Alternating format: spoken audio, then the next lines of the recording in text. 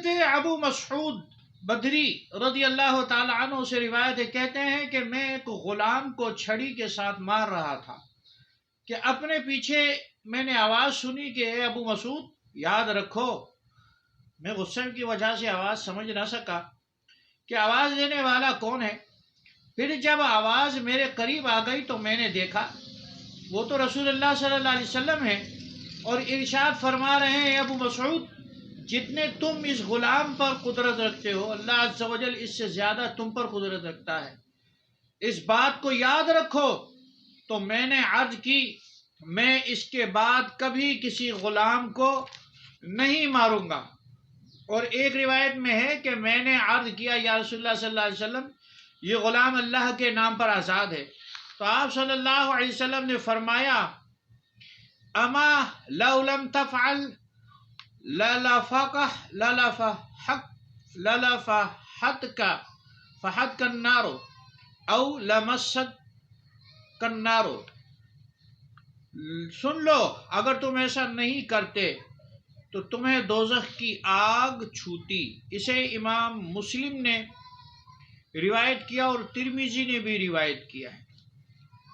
اس حدیث پاک میں حضور علیہ الصلاۃ والسلام نے غلاموں کے حقوق بیان فرمائے، یعنی غلام کو بھی مارنے کی اجازت نہیں دی، اور بلکہ کیا فرمایا آپ نے فرمایا کہ دیکھو جتنی قدرت تم اس پر رکھتے ہو اس سے زیادہ اللہ تعالیٰ تم پر قدرت رکھتا ہے.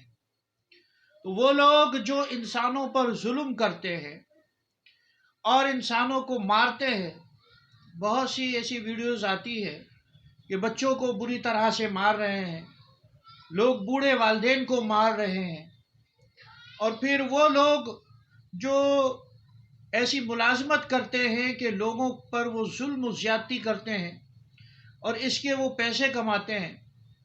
ظاہر ہے ان کو غور کرنا چاہیے کہ اللہ تعالیٰ تو حساب لے گا، کیونکہ اللہ تعالیٰ قرآن مجید فرقان حمید میں فرماتا ہے ثم لتسألن یومئذ عن النعیم. پھر قیامت کے دن تم سے اللہ تعالیٰ ہر نعمت کے بارے میں پوچھ لے گا. اور ایک جگہ فرماتا ہے فمن یعمل مثقال ذرۃ خیرا یرہ ومن یعمل مثقال ذرۃ شرا یرہ. جو مثقال ذرہ یعنی ایک ذرے کے برابر بھی نیکی کرے گا ہم وہ نیکی بھی اس کو دکھا دیں گے، اور جو برائی کرے گا اس کی برائی بھی ہم دکھا دیں گے. تو ظاہر ہے جو چیز شریعت میں منع ہے اس کی روزی کمانا بھی منع ہے، اس کی روزی کا بھی ظاہر ہے اس پر حرام کا ہی فتویٰ لگے گا. جس طرح شراب پینا حرام ہے، شراب کو بیچنا بھی حرام ہے اور شراب بنانا بھی حرام ہے، تو اسی طرح ظلم کرنا بھی حرام ہے. تو ظلم کر کے روزی کمانا بھی حرام ہے، جائز نہیں ہے. تو جو لوگ دنیا میں ظلم کرتے ہیں اور اپنے آپ کو یہ سمجھتے ہیں کہ ہمیں اس کا حساب نہیں دینا پڑے گا تو وہ غلطی پر ہیں، کیونکہ حساب تو حدیث پاک میں ہے کہ حساب تو اللہ تعالیٰ جانوروں میں بھی فرمائے گا. یہاں تک کہ مثال دی گئی کہ اگر ایک سینگ والی بکری نے بغیر سینگ والی بکری کو ٹکر ماری تھی دنیا میں تو قیامت کے دن اللہ تعالیٰ اس کو بھی بدلہ دے گا، یعنی بغیر سینگ والی کو سینگ دے دے گا اور سینگ والی سے سینگ چھین لے گا اور پھر وہ اس کو ماریں گے. حدیث پاک امام مسلم نے اور ابو داؤد اور ترمذی نے اس روایت کو روایت کیا. مسلم، ابو داؤد اور ترمذی یہ صحاح ستہ کی کتابیں ہیں، اس میں یہ حدیث ہے. اور حضور علیہ الصلوۃ والسلام نے مطلب بالکل مارنے سے، اور حجۃ الوداع کے موقع پر سرکار علیہ الصلوۃ والسلام نے تو یہی فرمایا تھا نا کہ آج کے بعد ایک مسلمان کا خون، اس کی عزت، اس کی آبرو، اس کا مال دوسرے مسلمان پر حرام ہے.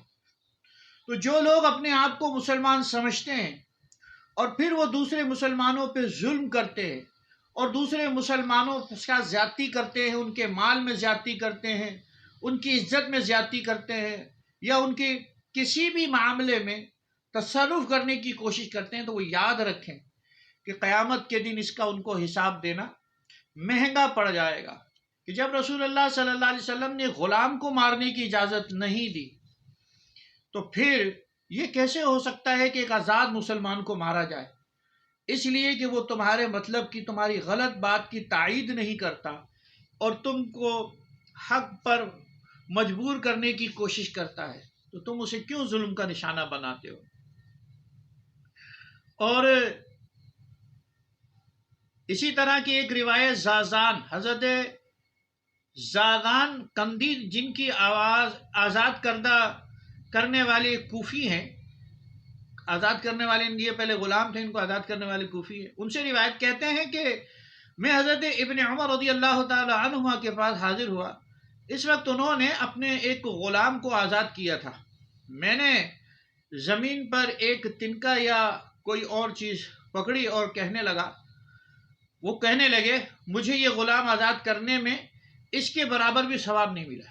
یعنی حضرت ابن عمر رضی اللہ تعالیٰ عنہ نے زمین سے ایک تنکا اٹھایا یا کوئی چیز اٹھائی اور فرمایا مجھے اس کے برابر بھی ثواب نہیں ملا اس کو آزاد کرنے سے، کیونکہ میں نے رسول اللہ صلی اللہ علیہ وسلم کو یہ ارشاد فرماتے ہوئے سنا ہے جس نے اپنے غلام کو تماچا لگایا یا کسی اور طرح سے مارا تو اس کا کفارہ یہ ہے کہ وہ اس غلام کو آزاد کر دے. تو گویا میں نے اس کو مارنے کا صرف کفارہ ہی ادا کیا ہے، کوئی نیکی نہیں کمائی ہے. اسے ابو داؤد نے، مسلم نے روایت کیا. الفاظ ابو داؤد کے ہیں، مسلم کے الفاظ یہ ہے، فرمایا من ضرب الغلام له خد لم يأتيه او لتمه فإن كفارته ان يعتقه. جو شخص اپنے غلام کو کسی ناکردہ جرم کی سزا دے یا اسے تماچا مارے تو اس کا کفارہ یہ ہے کہ اس کو وہ آزاد کر دے. تو ظلم کی کوئی فضیلت نہیں ہے.